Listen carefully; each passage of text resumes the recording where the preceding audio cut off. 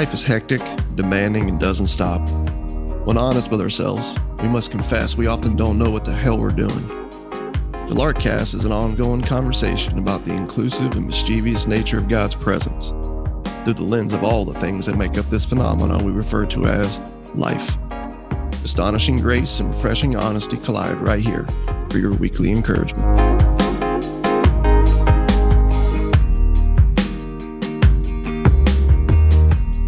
Welcome back to the Larkcast. You are live here today, episode number 72. Can't believe this. Number 72, man. That's a lot of study and a lot of conversations about Jesus right there. Hours and hours. Bro. So exciting though, man, when you say that out loud. Episode 72, the Larkcast. You are with Russ and Jameson today.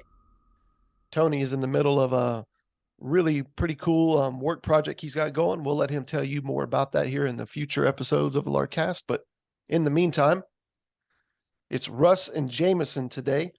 John chapter 11. The conversation we're going to get into, I'm just going to go ahead and fair warn you now. For those of you who are listening, this is a doozy. This goes well beyond the world of opening up a can of theological worms that humanity just doesn't know what to do with. Okay. I mean, this is the stuff, man. This is the meaning. This is the mojo of spirituality right here. There's so much that takes place that is on display in this encounter with Jesus and a couple of ladies, Mary and Martha, and their brother Lazarus, and what goes on, and the Judean authorities, the Jewish leaders, man, and how they step into this. I mean, this is a major, in my opinion, it is the turning point. It is the downward turning point. Here we go, of Jesus's ministry in a good and beautiful way, just to be clear. Before we get into that, just a couple of quick announcements. Number one, worship primer coming out. Yes. In fact, if you have signed up to the Lark website, like if you've gone on there and dropped your email as far as getting Lark resources in your inbox, you probably have that right now. And if you don't, because we're recording this on Monday instead of Tuesday, you'll have it on Wednesday. But the long story short is, if you've ever wondered what is worship in light of what Jesus really did, because it seems like there's just a dangerous, subversive, hopeful story that goes on with an understanding of worship through what Jesus has done that just looks so opposite, man, of everything I've been handed in the name of quote unquote worship. That's what this primer is about. So if you haven't signed up yet, go to the website, just scroll down on the bottom, drop your email right there. No spam coming your way, but a free resource will be coming your way called the Worship Primer. Also, in addition to that, we are funding 2023. We are trying to get good news to a world drowning in religion, and that is no easy feat for two reasons. Number one, the religious noise around us, it's endless. Are you ready for this? And number two, the religious nature in us, that's also endless. Mm-hmm. So with that said, man, like finding the freedom that Jesus declared is hard, and living into it's even harder. And we've got some big plans, some goals that we've set. We'll be talking about those more in the future. But we're trying to fund that and the work like this podcast. So if you've got a heart for the spread of good news, please, by all means, go to larksite.com, join others who are empowering this message of hope, man. Yeah.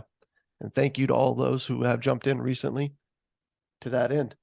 So with those two announcements underway, a happy Thanksgiving coming up to us, right? Yeah. Couple days out, man. Yep. That's my second favorite holiday. I ain't gonna lie.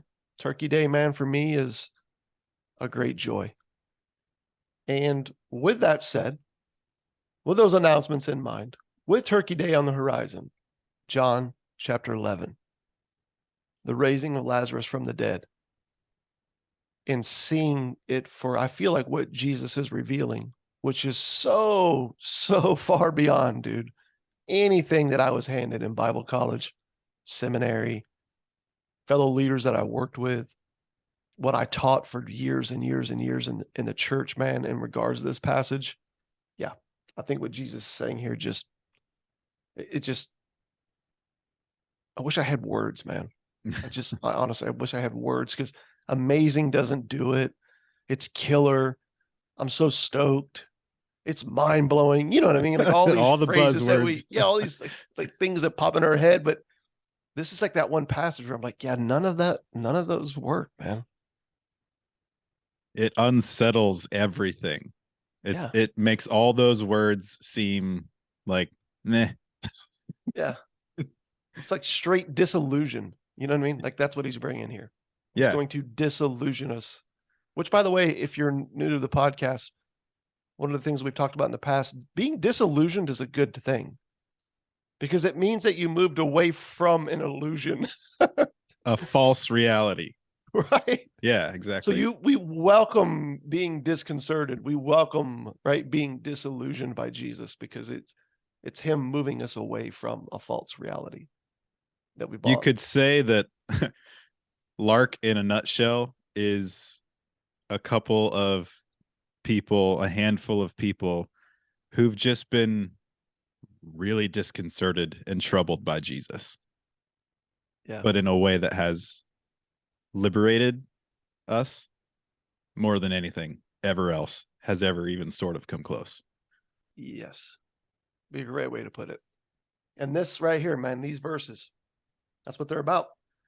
So we don't have time to read all of them. We're in John 11. So if you've got a Bible and you're listening in on this, and, you know, amen, feel free to read through all the verses. But what we're going to do in our time is hit on some of the key passages that are here, and just start to unpack what they, not just what they're saying, but what it feels like Jesus is showing us these things to mean. So without further delay, man, lead us, my friend. All right. Yeah. So 57 verses here. And as always, we recommend, maybe push pause, just read through it on your own quick and then pick it up, because there is just so much to talk about. And to summarize kind of the setting, you have Jesus planning to go visit some of his best friends. And I read one person who said, if Jesus decided, you know what, this whole Messiah thing, cross, I'm out on it, he probably could have lived out a really, really happy, normal human life in Bethany. And Bethany is like nowhere, and no one knows about it. I don't even think it shows up in the Old Testament.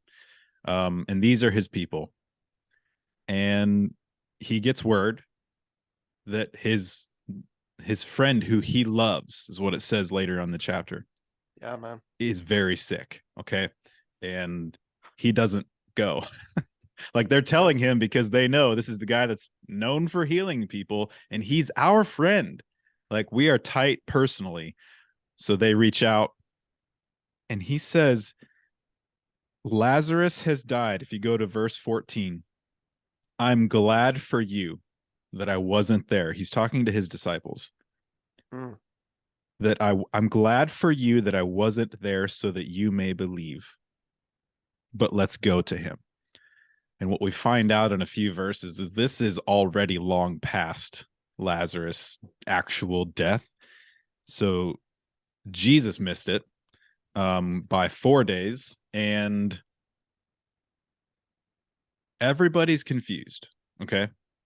And there's another reason that there's another layer of context tension, and that's that to go to Bethany is to go to Judea, is to go to where Jesus almost got killed previously.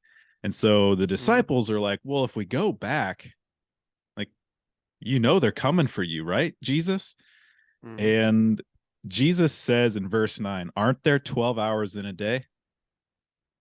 If anyone walks during the day, he doesn't stumble because he sees the light of this world. But if anyone walks during the night, he does stumble because the light is not in him. And so you have this part of the scene wrapping up with Thomas, the the guy who doubts Jesus after the resurrection. There's a link here. Thomas goes, well, I guess it's over. Let's go die with him. And you just have this, like, I mean, you can imagine it in the scene. It makes me think of things like I've seen all these cool military movies, and they're super inspirational, and they show you the suffering and the sacrifice of soldiers. And then they're like, let's go. It's time. We know we're not coming back from this one. It just makes Thomas me laugh isn't a doubting little in bit. this moment.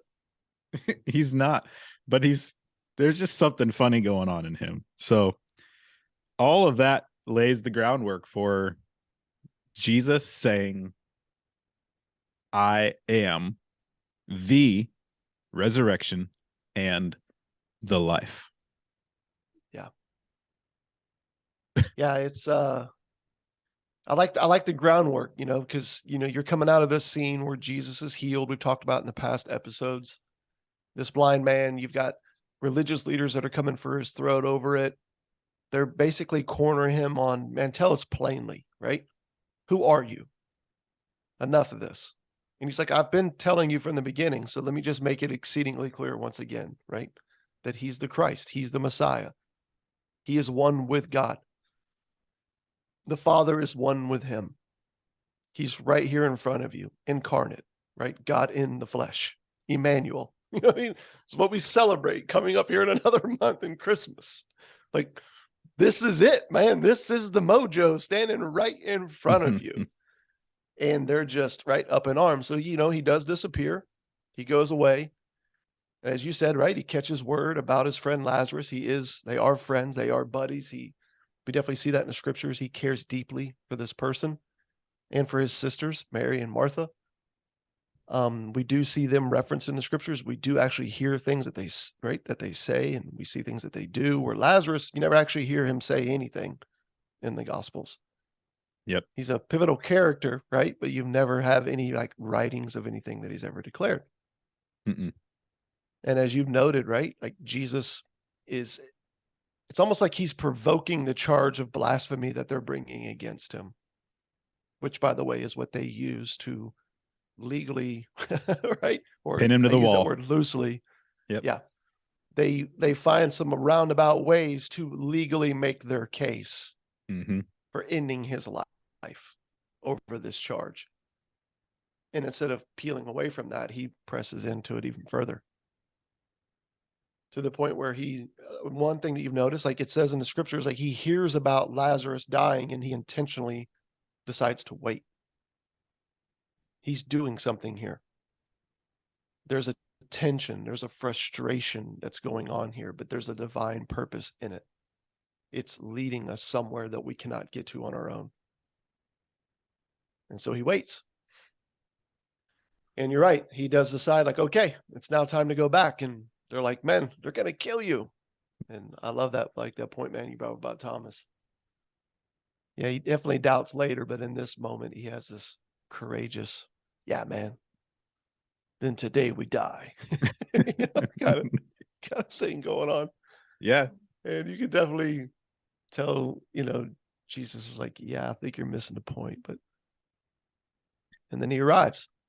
Yeah. He arrives in town and he's greeted by two sisters or one sister, right? Then that leads to a conversation quickly with another sister.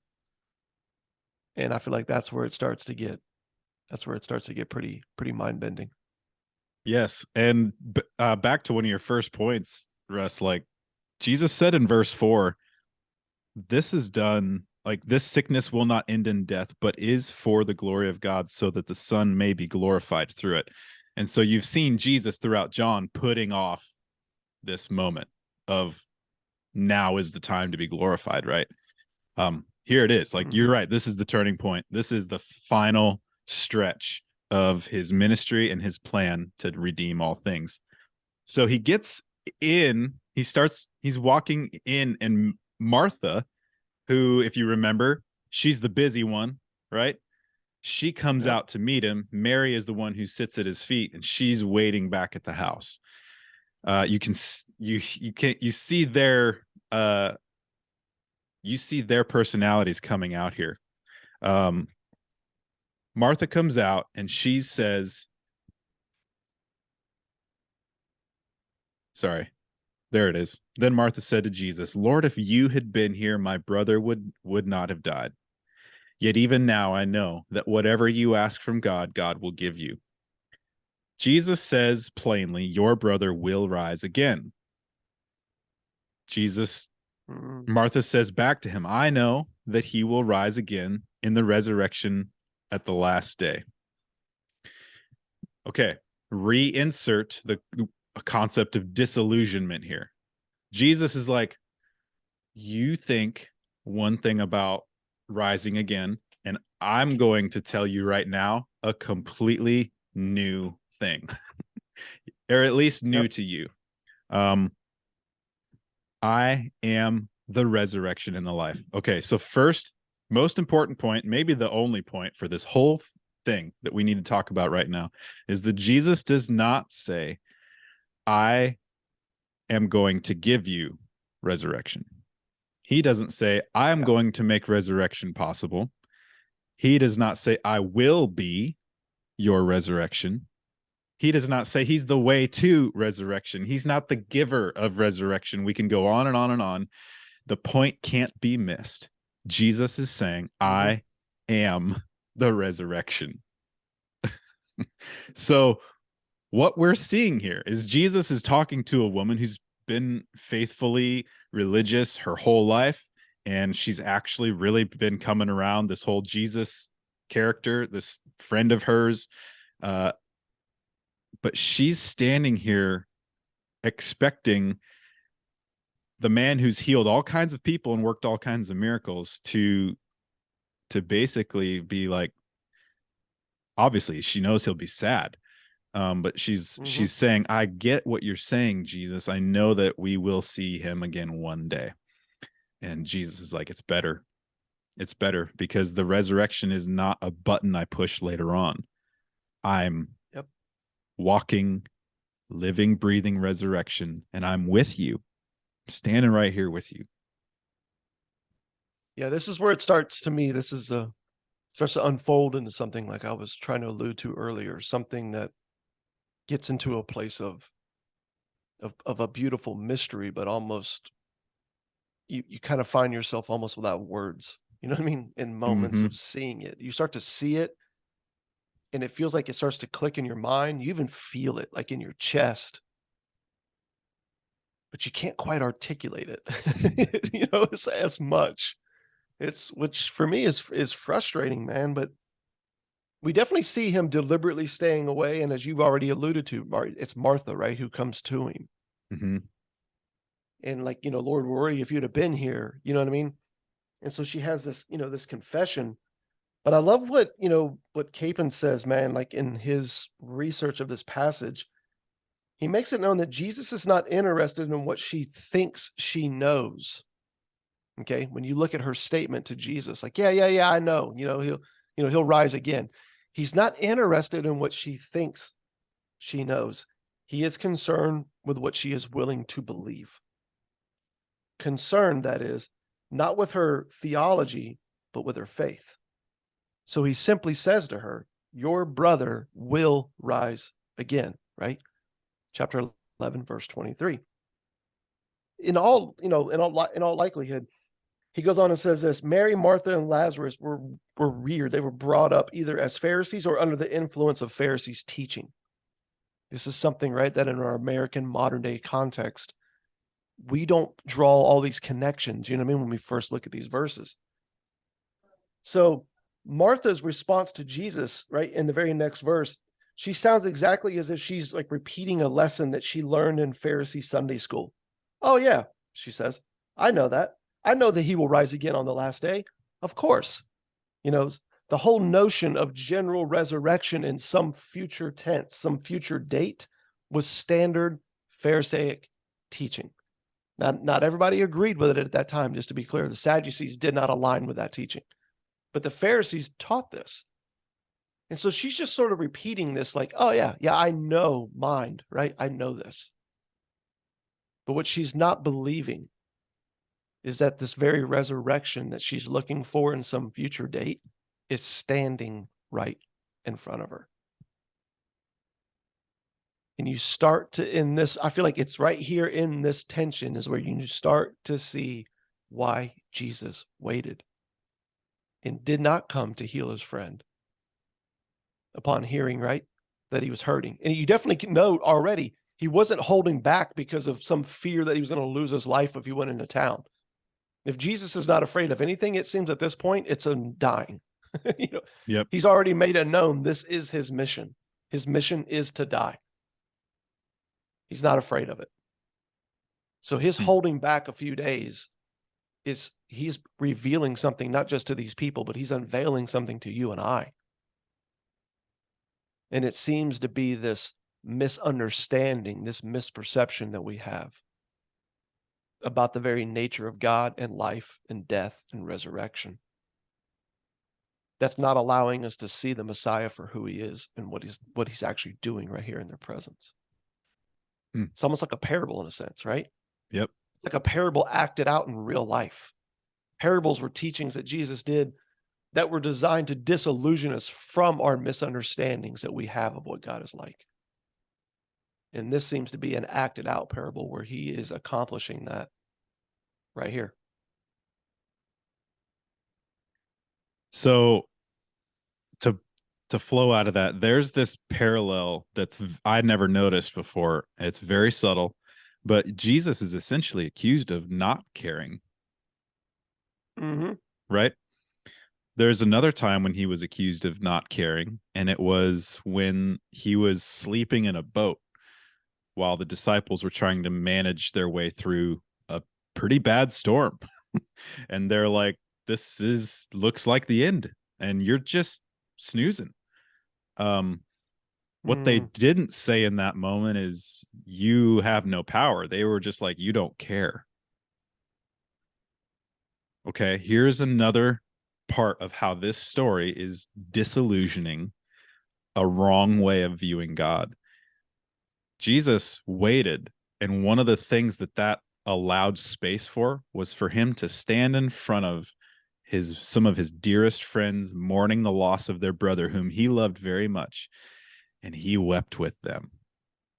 Yeah.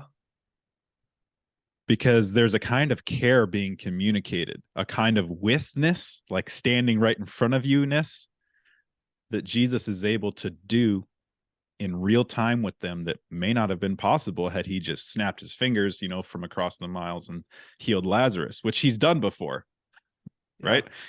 The centurion, the guy was like, I need you to heal my son. Jesus is like, done. Done.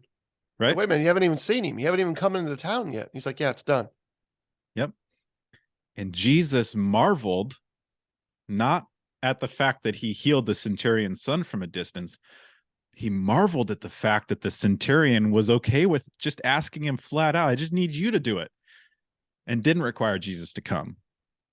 Okay. Yeah. There's this like faith that Jesus is like, you have faith that much? I haven't seen that around these parts at all. So come back though to Jesus standing in front of Martha and Mary, and they're all weeping. And now Mary and Martha are seeing not just as this guy who's claiming to be the Messiah, the Son of God, who they said is the one who was to come into the world, but he's deeply angered in his gut at death and the havoc it wreaks on the lives of people. So like you're seeing an intimacy here that's really, really powerful. And I think it can be really easy to miss because it's just narrative and a bunch of words and exchanges. It's like, no. There's a reason here why John is showing us this, showing us a weeping Jesus, a Jesus who's angered, or some translations communicated as like deeply emotionally disturbed or something. Right. And this is the person who's the resurrection. That's how with you he is. And I think that this gives us a really powerful picture of hope and peace and assurance, even because you're seeing the one who is made flesh, the living God, with us. Man, he feels everything with you. He feels all of it. He knows it as intimately as you do because of the incarnation. He's the one walking around saying, not only that, but I am the resurrection. Yeah. Yeah, there's something, it goes so much deeper. It's so much more richer, subversive in seeing that this God, this incarnate God, right? The incarnation, God with us. It's not just feeling these things that everyone's feeling and going through the same tensions and trials and frustrations and fears and doubts and loss, right? Hurt. But you see this, as you said, man, like it communicates a oneness with us. Yep. But I feel like it's in that that you start to get a deeper sense of what he means when he talks about being the resurrection and the life. Right? So when Martha's like, "Oh yeah, I know. In the future, he'll live again." And Jesus is like, "No. No. No, what's in front of you is the incarnate who feels all that you're feeling. And I'm telling you that in me, he'll live now. This isn't just some future thing." Right? Yep. He's basically looking at her saying, "Do you believe this?" He is challenging her to trust in him rather than her beliefs or some theological, right, prerequisite that she's brought into this whole situation. And she comes through, right? She's like, "Yes, Lord," she says, "I believe that you are the Christ, the Son of God, he who is coming into the world." I mean, that's like, all right, you know what I'm saying? That's Like good. you're in this acted out parable, you are being disillusioned of what God is like and even what life is, what resurrection is, what death is. And you're seeing that. The Christ. He's right here before you. And it's like, man, amen. F.D. Maurice once said, and I love this, he said this, an exchange between Jesus and Martha depressed him when he read it. "How sad it is," his words, he observed, "that after 2,000 years, the church has gotten most Christians only to the point to which the Pharisees got Martha with their teaching. Resurrection in the future. Yep. Resurrection. A week from Tuesday, maybe." Only a handful have ever gotten past that point and made the leap of faith. I love this. And made the leap of faith that Jesus got Martha to make. The leap to resurrection now. Now. To resurrection as the fundamental mystery of creation finally manifest in his own flesh. Everything the scriptures have been pointing you to, him, living and breathing, incarnate, one with you, standing right now. He is the resurrection. He is life. To know him is to know those now, not some future date. Dude. Not some future date, not some future version of yourself, not some future form of reality. Like for the one who is life, right? He says the resurrection and the life. Here, put it this way. The resurrection exists in the mess and in the misery of our life and our humanity. Not just the physical, the logical, the scientific, all the elements of humanness. It's the resurrection in the mire of all our relationships, all our brokenness, exactly as we are right now. This is where the resurrection lives, where he is, and where he's promising, I will raise you up. And so Lazarus here becomes the hairbringer. I don't know how to say that word, but that's what I read. It's a great word. The hairbringer of resurrection. Because as you said, like this is the kind of final, like we're going into the final stretch, the final curve of this ministry of Jesus. And this isn't the full resurrection moment, right? Like this is raising a guy who's going to die again. Which is kind of disturbing. You're like, sorry, dude, you're going to have to go through death twice, Lazarus. Yeah. Well, Jesus just seems to have this effect on the dead, right? Like he never meets a corpse that doesn't sit up straight. I'm just saying, like, you follow the scriptures, and whenever that encounter happens, they just sit up. Yep. Which Right. is, and this is, it's mind bending, but it's reality. He's the resurrection before his resurrection. Yep. I think that's what we're not always seeing here. Right. We have 2,000 years, right, of church history not seeing this, not seeing what Jesus was able to help Martha see. He hasn't died yet. He hasn't risen from the grave yet. There's no way for him to be able to point to the mystery of all of our dying in his death and all of our coming to life in his resurrected life. Right, as we later on learn in Colossians and Ephesians and right, 1 Corinthians, right, in Romans, like this being our state of being, our state of life. And that hasn't happened yet. So Martha's like grabbing onto this, the incarnation, God incarnate is the God of resurrection, even before he was resurrected. If a corpse comes into contact with him, it sits up. Yep. It's like, wait a second. Yeah. I just, oh man. Well, Just it's thinking about crazy it, like, too. there's so much joy at the same time. There's like perplexity. It's like Yeah. they kind of clash together. In Martha and in our author John, because John is the guy who said at the beginning of this book, Yes. the Word who was God, was with God, is God, and became flesh. And nothing that was created apart from him. That's the one who's standing here with Martha being like, no, you don't get it. I'm not like, that's not something I do later. I am resurrection now, and I'm with you. Right. I created all things out of nothing. You better believe I can bring life out of death. This is who's here with you. Yeah. I'm the one. And that, I mean, all that's going down, this mystery, right? This grand sacrament, you could say, this sign, right? The sign of who God is and what he's like, the very life and resurrection himself. Okay.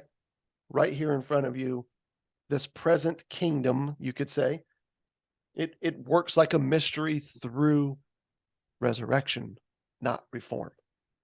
Yep. Lazarus didn't need reform.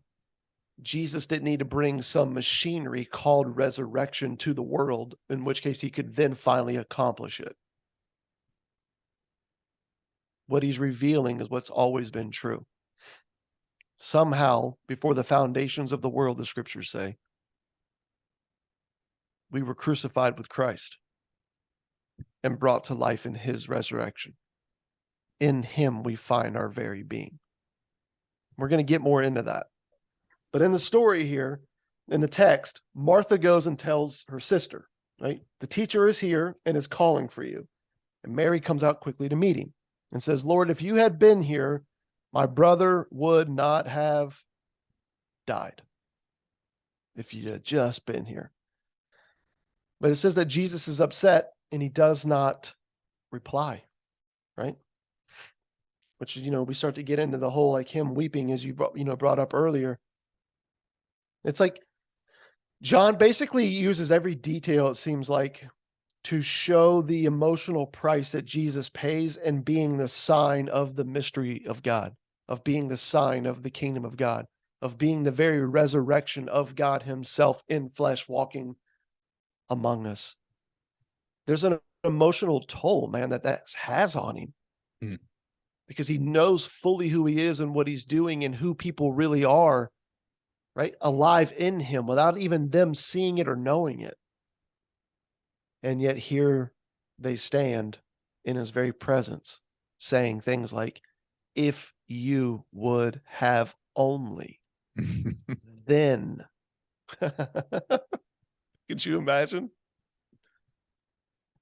It's like being there for your child for everything. And then when they're like 4 years old, they look at you and say, if you would have only, not realizing that you were there and you've already taken care of this whole thing that they're all bothered about.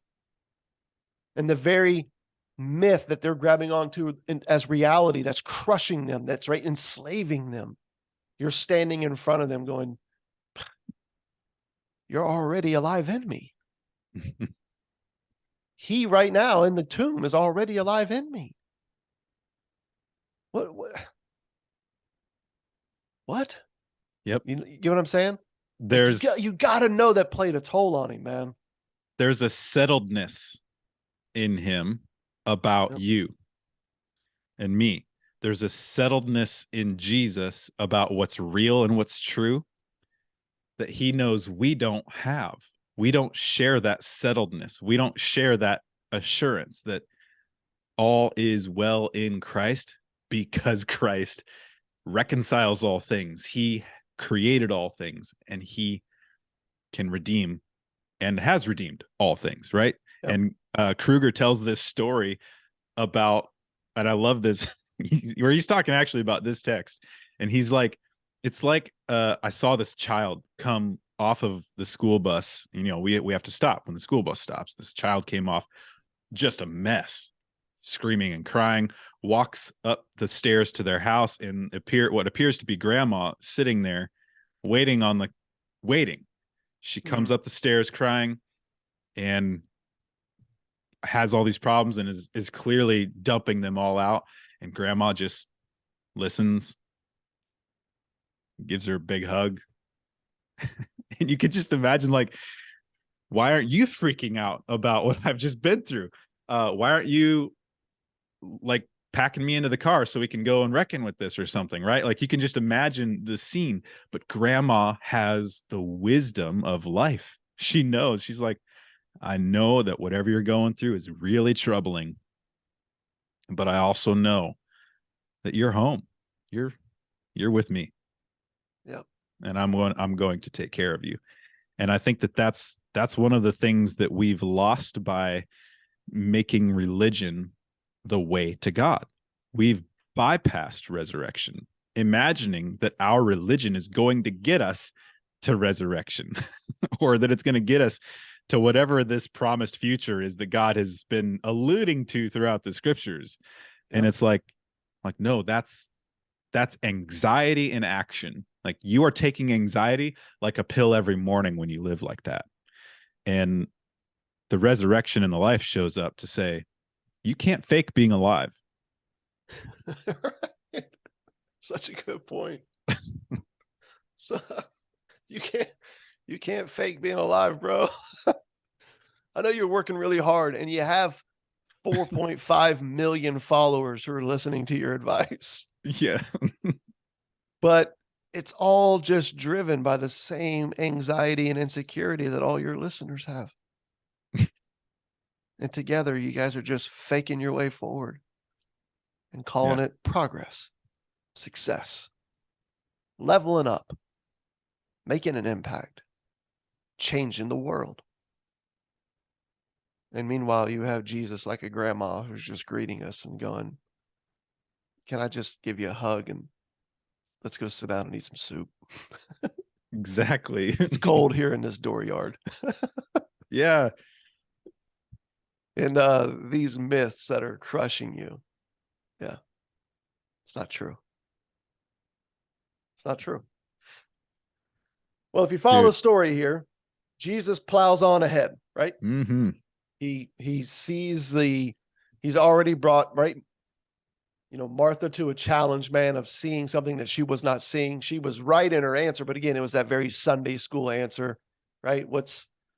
And that old joke, man, from like churches from years and years ago, but it's so true, right? You spend all your time growing up in that. And I forget who the comedian was, but he's like, yeah, man, the answer is always Jesus, right? The answer is always Jesus.